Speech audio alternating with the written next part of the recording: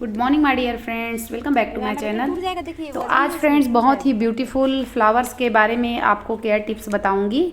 और विंटर का बहुत ही खूबसूरत फ्लावरिंग प्लांट है ये है। देखिए कौन सा प्लांट है, आप देखिए कलर भी देखिए। तो ये है जेरेनियम का प्लांट, बहुत ही खूबसूरत बंचेज में फ्लावर्स आते हैं। और आज इसकी फ्रेंड्स मैं आपको पूरी केयर बताऊंगी, मिट्टी से लेके फर्टिलाइज़र तक का सारा केयर बताऊंगी। बहुत ही अच्छा प्लांट है और आपको बस थोड़ी सी देखभाल करनी है और कुछ फर्टिलाइज़र का इस्तेमाल करके आप इस तरह के फ्लावर्स पा सकते हैं। तो वीडियो में लास्ट तक बने रहिएगा फ्रेंड्स। वीडियो अगर अच्छी लगती है तो मेरे चैनल को लाइक सब्सक्राइब करना मत भूलिएगा। बेल आइकन को प्रेस करिएगा ताकि आने वाली वीडियो की नोटिफिकेशन आपको मिल सके। तो चलिए इसके प्लांट के बारे में पहले बात कर लेते हैं। तो देखिए इस तरह के प्लांट होते हैं और इनकी पत्तियों का वेरिएशन अलग अलग होता है और इन्हीं से पता चलता है कि इनमें अलग अलग कलर के फ्लावर आएंगे। तो जेरेनियम के प्लांट के लिए सबसे पहली बात ये होती है कि हमें कैसे मिट्टी का इस्तेमाल करना चाहिए इस प्लांट को लगाने के लिए। तो इसके लिए फ्रेंड्स गार्डन की मिट्टी ले लिए एक भाग, जैसे एक भाग आप गार्डन की मिट्टी लेते हैं, एक भाग वर्मी कंपोस्ट में मिलाती हूँ और एक भाग जो है धान की भूसी आती है उसका इस्तेमाल ज़रूर करिए। एक मुट्ठी नीम खली, एक चम्मच फंगीसाइड पाउडर। इस तरह से मैं मिट्टी बनाती हूँ, आप भी इस तरह की मिट्टी बना सकते हैं। और देखिए प्लांट को देखते ही देखते कुछ प्रॉब्लम्स भी आ गई हैं प्लांट में जो मैं ध्यान नहीं दे पाई। तो छोटे छोटे कैटरपिलर है ना, वो इस तरह के यदि किसी पत्ती में आपको ब्लैक स्पॉट दिखते हैं तो आप ज़रूर पत्तियों के पीछे देखिए। बिल्कुल देखिए पत्तियों का सारा रस निकाल लिए हैं इन लोगों ने और आपको कीड़े दिखाई दे रहे होंगे छोटे छोटे से। और ये कीड़े इतनी जल्दी फैलते हैं फ्रेंड्स, पूरी पत्तियों को इस तरह वाइट कर देते हैं, पूरा बिल्कुल जाली बना देते हैं और बहुत जल्दी इनकी ग्रोथ बहुत ज़्यादा होती है। ये बहुत जल्दी डेवलप होते हैं ये कीड़े। तो सबसे अच्छा तरीका मुझे तो ये लगता है, इंसेक्टिसाइड तो हम अप्लाई करते ही हैं, साथ में मैं क्या करती हूँ फ्रेंड्स, इन पत्तियों को ही हटा देती हूँ। जितने भी प्लांट में मेरी पत्तियों में जो कीड़े लगे होते हैं ना, इन पत्तियों को कट करके मैं बाहर फेंक देती हूँ। तो इस तरह से उन पत्तियों को आप फेंक दीजिए। हर 15 दिन में नीम ऑयल का स्प्रे ज़रूर करिए सभी प्लांट में। और इमेडा क्लोरोपिड का जो छिड़काव हम करते हैं, स्प्रे डालते हैं, वो मुझे लगता है कि सारे प्लांट में डालने चाहिए। और हमारे यहाँ भी अभी जो है अचानक बारिश भी हुई थी, तो देखिए कीड़े कैसे चल रहे हैं, बिल्कुल छोटे छोटे से होते हैं और इतनी जल्दी एक रात में 1 से 10 गुना बढ़ जाते हैं। तो आपको भी ध्यान देना है। मेरा सिर्फ एक ही प्लांट में ये प्रॉब्लम अभी स्टार्ट हुई है और वीडियो बनाते बनाते मैंने देखा, क्योंकि सारे प्लांट मेरे जो है स्टैंड में रखे होते हैं और अच्छे से दिखते नहीं हैं क्योंकि सघन होते हैं। तो आपको जब इस तरह से पत्तियों में काले काले से कुछ अगर दिखाई दे या पत्तियां इस तरह से छेद दिखाई दे, तो आपको सारी पत्तियों को इस तरह से उलट पुलट करके आपको देख लेना है और उन पत्तियों को कट करके हटा देना है। देखिए इस तरह से। और इमेडा क्लोरोपिड का आप जो है इस्तेमाल करिए, महीने में कम से कम एक बार सारे प्लांट में जो है आप इसको दीजिए, स्प्रे कीजिए।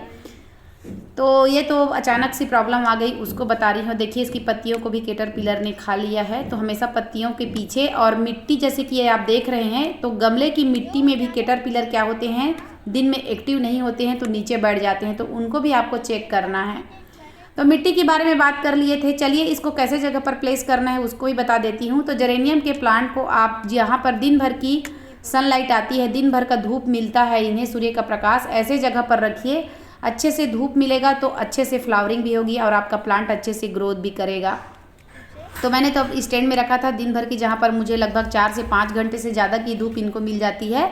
और बहुत अच्छे से मेरे प्लांट देखिए अभी बहुत अच्छे से फ्लावरिंग कर रहे हैं। इस तरह से बंचेज में फ्लावर आते हैं और धीरे धीरे करके बारी बारी से ये फ्लावर जब खिलते हैं ना, तो बिल्कुल एक बुके की तरह बन जाता है, एक बंच बन जाता है फ्लावर का।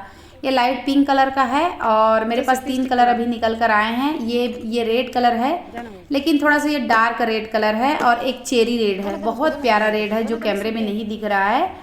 और फ्रेंड्स जेरेनियम के प्लांट को आप कटिंग से भी इस समय बहुत ही आसानी से ग्रो कर सकते हैं। अभी जनवरी का मंथ चल रहा है, दिसंबर जनवरी में भी ये कटिंग से आसानी से लग जाते हैं। और ये वाला जो है ना वो बिल्कुल चेरी रेड है, तो बहुत ही खूबसूरत कलर निकल कर आए हैं। और मिट्टी तो देख ही रहे हैं आप मेरी मिट्टी किस तरह की, आपको चलिए मैं निकाल कर भी थोड़ा दिखा देती हूँ। बिल्कुल भुरभुरी मिट्टी मैंने तैयार किया है।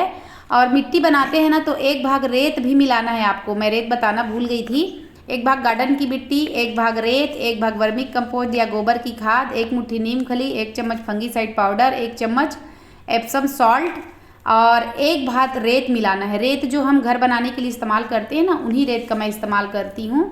और देखिए मेरी मिट्टी कितनी अच्छी है। और इसे मैंने इतना भुरभुरा कैसे रखा है और क्यों रखा है, तो उसका कारण बता रही हूँ। जब भी आप फर्टिलाइज़र इस्तेमाल करेंगे, लिक्विड फर्टिलाइज़र या फिर पाउडर फॉर्म में अगर फर्टिलाइज़र देते हैं, तो कम से कम एक दिन आप पानी मत दीजिए, जिससे कि आपके गमले की मिट्टी थोड़ी भुरभुरी हो और ऊपर की 1 से 2 इंच की लेयर की मिट्टी सूख जाए। अभी विंटर में ऐसे ही होता है फ्रेंड्स, हवाएं चलती है रात में और हवा के कारण से ना गमले की मिट्टी का जो ऊपरी सतह है वो बिल्कुल सूख जाता है और हमें ऐसा लगता है कि मिट्टी बिल्कुल सूख गई है और हम वाटरिंग करते जाते हैं। तो जेरेनियम का प्लांट भी जो है ओवर वाटरिंग से भी ख़राब होता है। तो आपको इस तरह किसी टूल की मदद से गुड़ाई करके देख लेनी है कि आपके प्लांट को पानी की ज़रूरत है कि नहीं है।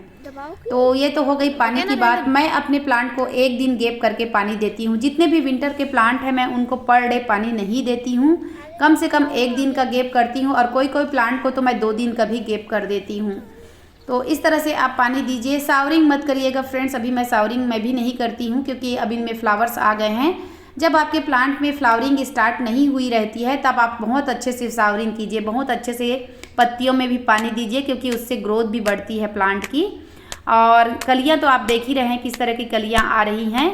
और इंसेक्ट अटैक के लिए 15 दिन में नीम ऑयल का स्प्रे करते रहिए। इसमें तो कोई वैसे इंसेक्ट अटैक नहीं होते हैं, लेकिन अभी मेरे प्लांट में आप लोगों ने देखा है छोटे छोटे कीड़े कैटरपिलर हो गए हैं। और अभी हमारे यहाँ 2-3 दिन पहले बारिश भी हुई है ना, उसकी वजह से जो है बदली भी है, जिसके कारण से मेरे हिबिस्कस के खास तौर पे प्लांट में काले और पीले कलर के चिपचिपे कीड़े बहुत ज़्यादा हो गए हैं और इस तरह की समस्या आती ही रहती है। तो इंसेक्टिसाइड जो भी आपके गांव या शहर में मिलते हैं उनका अप्लाई ज़रूर महीने में 25 दिन में एक दिन करना है आपको।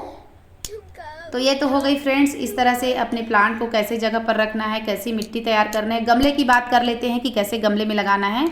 तो आप देख रहे हैं ये मेरा पॉट जो है 8 इंच का पॉट है और 8 इंच के पॉट में मैंने लगाया है और प्लास्टिक के गमले, ये सारे गमले मैं ज़्यादातर प्लास्टिक के ही गमले इस्तेमाल करती हूँ। कई लोग जो मेरे नए व्यूवर्स हैं सोच रहे होंगे कि प्लास्टिक के गमले में प्लांट चलते हैं कि नहीं चलते हैं।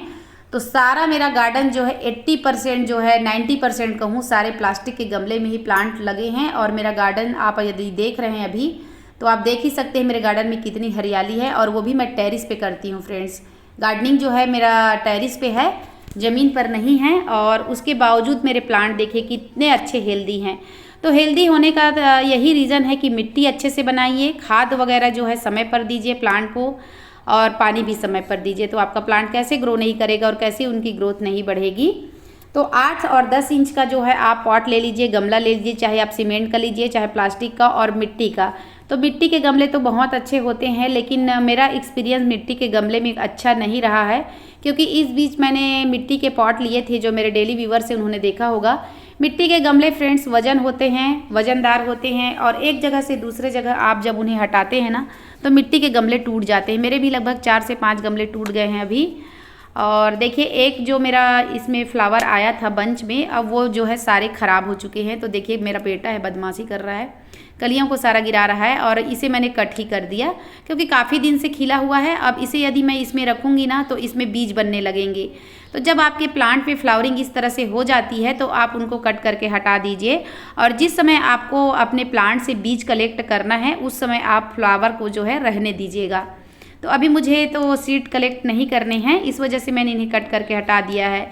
तो जब भी जेरेनियम के प्लांट में फ्लावरिंग होती है और वो फ्लावर ख़राब हो जाते हैं तो उन्हें कट करके आप हटा दीजिए, जिससे कि दूसरे ब्रांच में और भी कलियाँ आएंगी और अच्छे से फ्लावरिंग होगी। तो चलिए अब फर्टिलाइज़र की बात कर लेते हैं। तो जेरेनियम के प्लांट को फ्रेंड्स आप कम से कम 20 से 25 दिनों में, जैसे मेरा 8 इंच का गमला है तो 2 मुट्ठी वर्मी कंपोस्ट डाल दीजिए, साथ में आधी मुट्ठी नीम खली डालकर गुड़ाई करके वाटरिंग कर सकते हैं। लिक्विड फर्टिलाइज़र आप देना चाहते हैं तो सबसे बेस्ट कहा जाए अगर लिक्विड फर्टिलाइज़र तो देखिए यह है सरसों खली और नीम खली का लिक्विड फर्टिलाइज़र। मैं क्या करती हूँ फ्रेंड्स, हर 3 दिन 4 दिन जो है डुबा कर रखती हूँ मैं। और कैसे मैं सरसों खली नीम खली का लिक्विड फर्टिलाइज़र बनाती हूँ मेरे चैनल पर है, आप जाकर देख सकते हैं। तो सरसों खली और नीम खली को जो है, जैसे कि आप 100 ग्राम सरसों खली ले रहे हैं तो 1 मुट्ठी कस के 1 मुट्ठी नीम खली ले लीजिए और उसे 3 दिनों तक पानी में भिगा कर रखिए और इसे बीच बीच में हिलाते जाइएगा बाल्टी में यदि आप भिगाते हैं तो। और थोड़ी बैड स्मेल आती है इस लिक्विड फर्टिलाइज़र में। और उसके बाद आप 1 मग लिक्विड फर्टिलाइज़र लेते हैं सरसों खली का तो 10 मग सादा पानी में मिक्स करके उसके बाद बिल्कुल पतला सा लिक्विड बनाना है आपको और सारे विंटर के प्लांट को दे देना है। इसका रिजल्ट बहुत प्यारा आता है, बहुत ज़्यादा ग्रोथ भी होती है प्लांट की और बहुत अच्छे से फ्लावरिंग भी होती है। तो मैंने ग्रास से हटा लिया है। आर्टिफिशियल ग्रास है लेकिन जो है इनका लिक्विड जो है ना थोड़ा बदबू आता है, तो मेरी घास जो है बदबू आने लगेगी, तो इस वजह से मैंने इसे दूसरे जगह हटाकर लिक्विड फर्टिलाइज़र दिया है। तो इस फर्टिलाइज़र का आप ज़रूर इस्तेमाल करिएगा और देखिएगा आपके भी प्लांट में बहुत अच्छी फ्लावरिंग होगी। तो आशा करती हूँ फ्रेंड्स आज का जेरेनियम का केयर टिप्स ज़रूर आपको पसंद आया होगा, और पसंद आया तो मेरे चैनल को लाइक सब्सक्राइब करना बिल्कुल मत भूलिएगा फ्रेंड्स। और मेरे जो नए व्यूवर्स हैं जो मेरे चैनल देखते हैं लेकिन सब्सक्राइब नहीं करते हैं, तो प्लीज़ मुझे सपोर्ट कीजिए, मेरे गार्डन को अपना ढेर सारा प्यार दीजिए और सब्सक्राइब कीजिए ताकि मेरे भी सब्सक्राइबर बढ़ें, और अभी मेरे बहुत कम ही सब्सक्राइबर हैं फ्रेंड्स। और इस तरह से मैं गार्डनिंग से रिलेटेड वीडियो बनाती हूँ। तो नेक्स्ट वीडियो में फिर मिलूँगी मैं किसी नए चैप्टर पर और किसी नए टॉपिक पर, वीडियो आपको ज़रूर मिलेगी। कंटिन्यू वीडियो डालती हूँ, कोशिश करती हूँ कि मॉर्निंग में 8 बजे वीडियो मेरी आ जाए या शाम को 4 बजे, लेकिन लेट लतीफ़ कभी कभी हो जाता है। तो फिर मिलती हूँ फ्रेंड्स, बाय बाय।